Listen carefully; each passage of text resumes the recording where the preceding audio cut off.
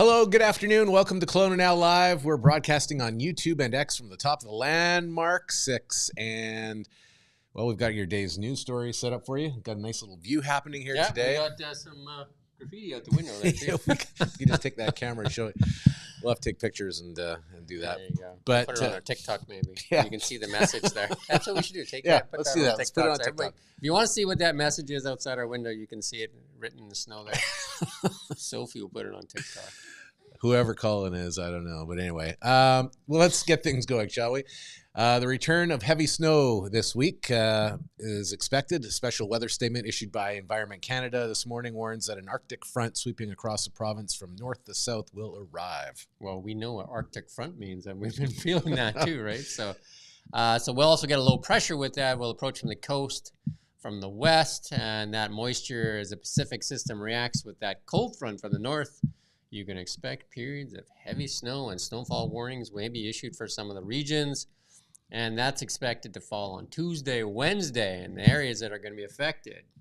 Okanogan Valley, Similkameen, South Thompson and North Thompson, Shuswap, Boundary, and Kootenays. Of course, the full list at colonanow.com. So people are worried about snowfall. Let's see what we get. It'll be good for the ski hills for sure. Yeah. And this one, I love this idea. This, the third annual Okanogan Hot Chocolate Festival to take over Kelowna for a full month, not just a day. Yeah, like that's one of the things that if there's a drink that I like, it's hot chocolate. Especially cocoa. when you dazzle it up with all that stuff on top there. That's a meal. That's not just hot chocolate. Right? That's gourmand. Gourmand, yeah. So that's kicks off January 19th and lasts a full month to February 19th, right through Valentine's Day. So you can make yourself, you can fall in love with hot chocolate. There you go.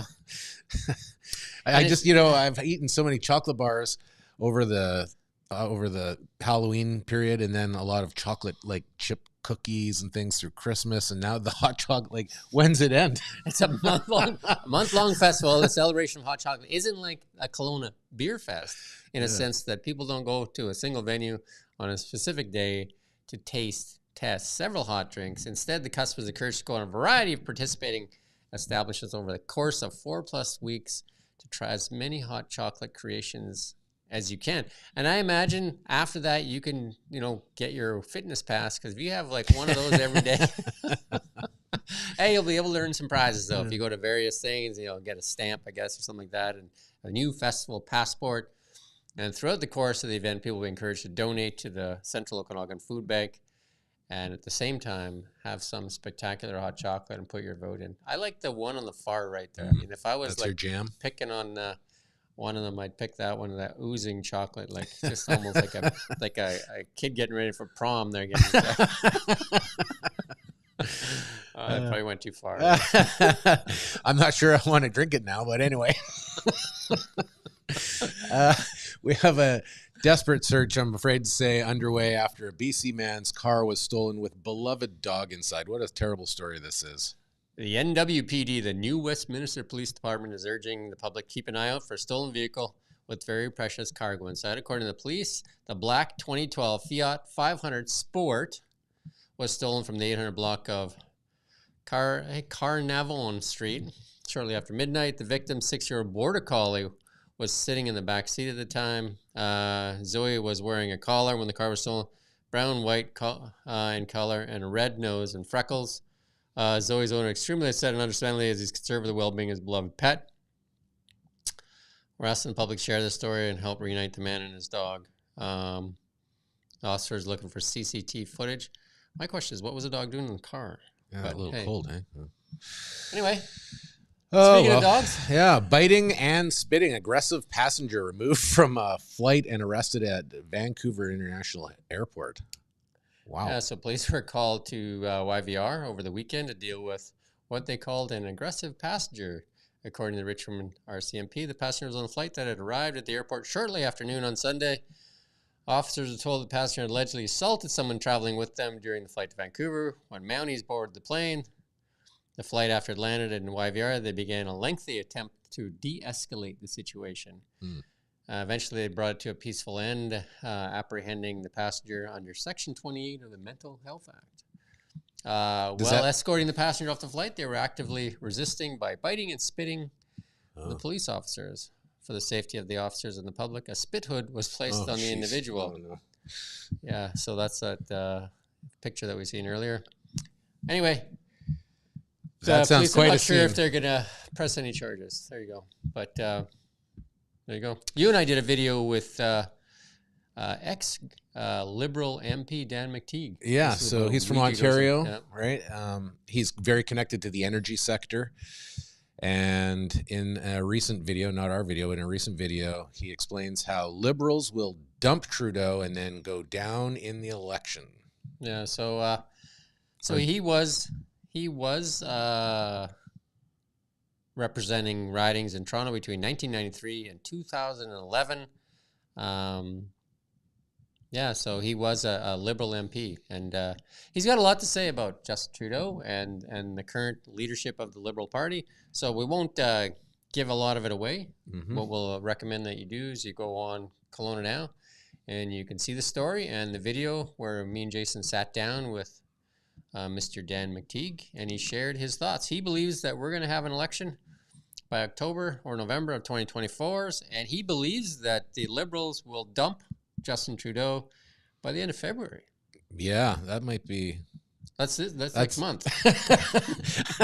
That would be surprising at this point. And we talked about this story earlier about the police and their innovative, I guess you would say, or creative way to capture some DNA. Yeah, so BC's Premier David Eby says he supports the police who secretly collected DNA from members of the Kurdish community to solve the murder of a 13-year-old girl, saying that he really struggles with the idea that they should not have done so.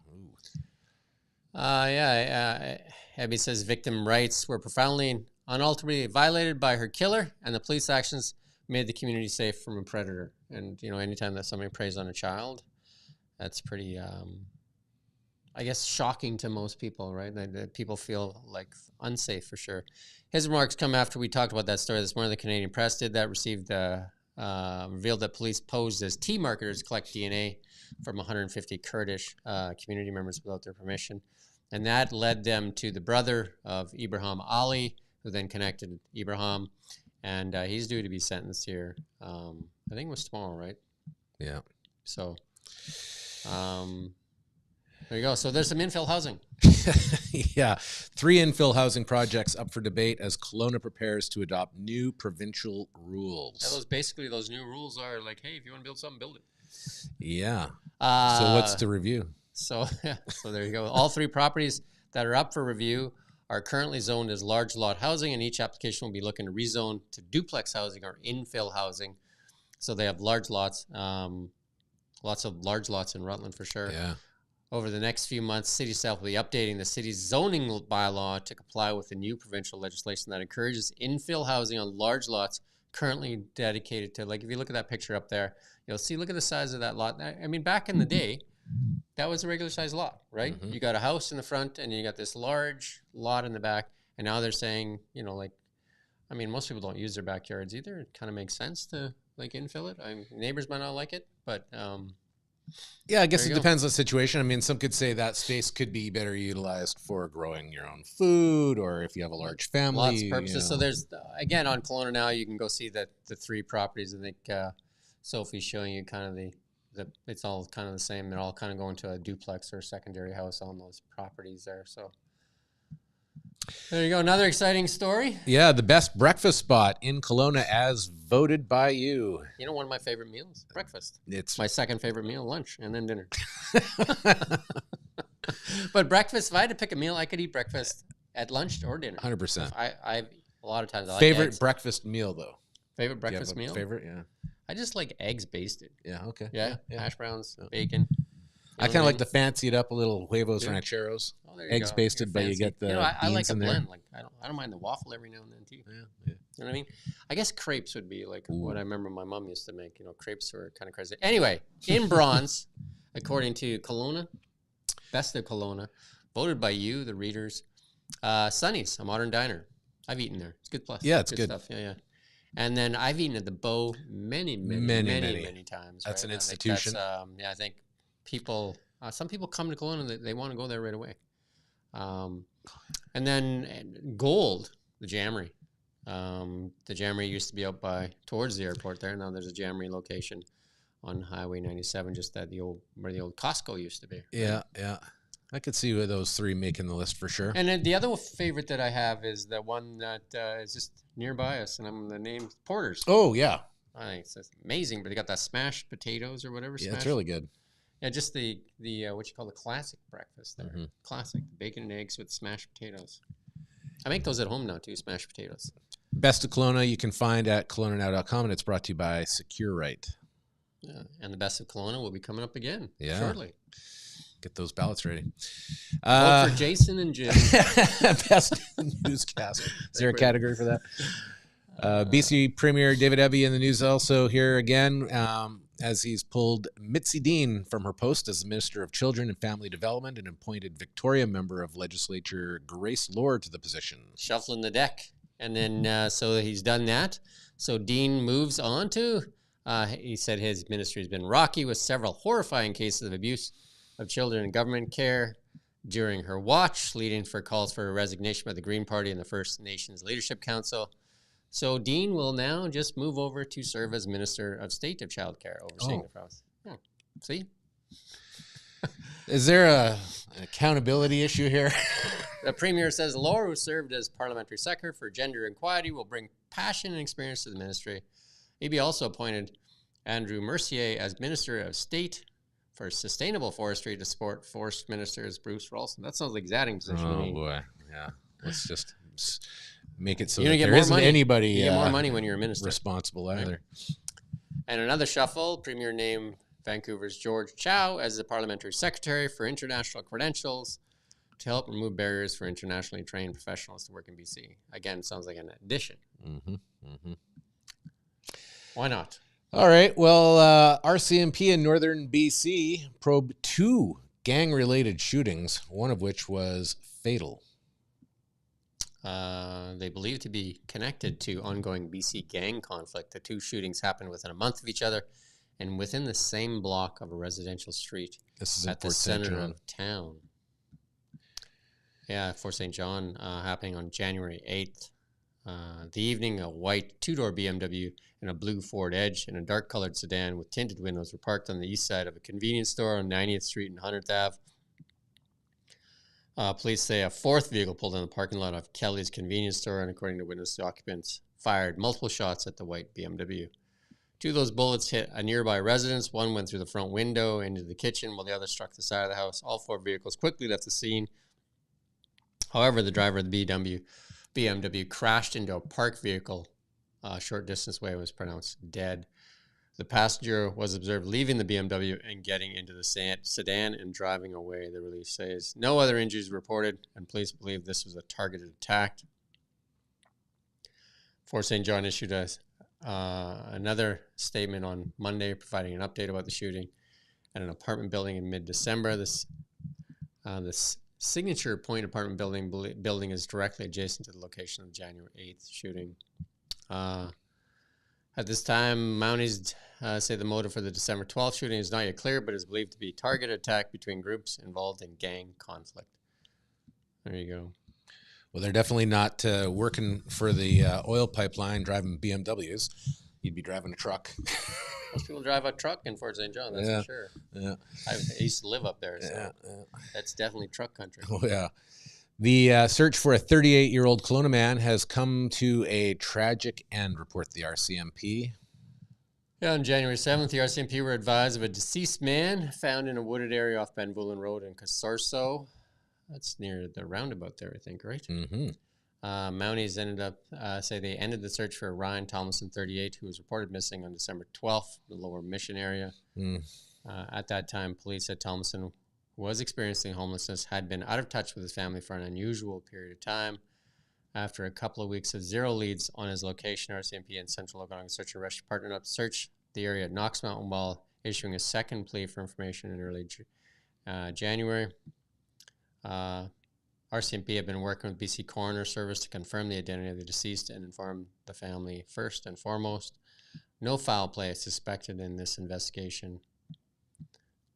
Yeah, that's sad. Peachland. Well, they've it's cold enough, I guess. Their local skating rink. Finally, Peachland's local skating rink is set to open Tuesday night. Recent blast of Arctic air helped the Peachland Fire Department flood the rink and get it set up. There you go. You like your kids, they skate? Yeah. Oh, there you go. Yeah. And you can go to Peachland as well. Stewart Park's a great place, though, to take kids. Right? Yeah. Stewart Park, Rutland Arena. There's that one also now up in Joe Rich. Joe Rich, right? There you go. And then the skating up at Big White or down at Apex. So they're turning the lights on Tuesday with nightly floods. After that, at 9 p.m. each night, crews will be conducting more frequent floods tonight, tomorrow, and tomorrow night to get the rink in better condition. The rink is located at the Peachland Riding Club across from the Public Works Yard, and it's free for use for all ages and abilities. And I think those free skating rinks are awesome, like that Stewart Park. That's a great community facility.